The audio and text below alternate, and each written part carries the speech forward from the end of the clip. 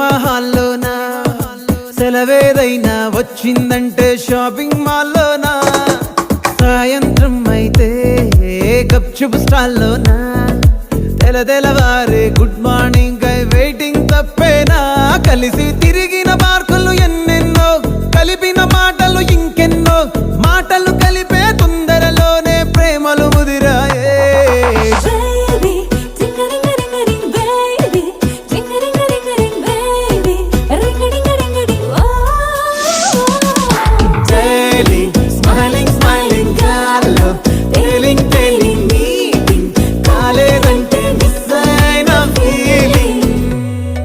బా ప్రేమలో పట్టాక అవేవో ఉంటాయి కదా, అలాంటివి ఏమన్నా?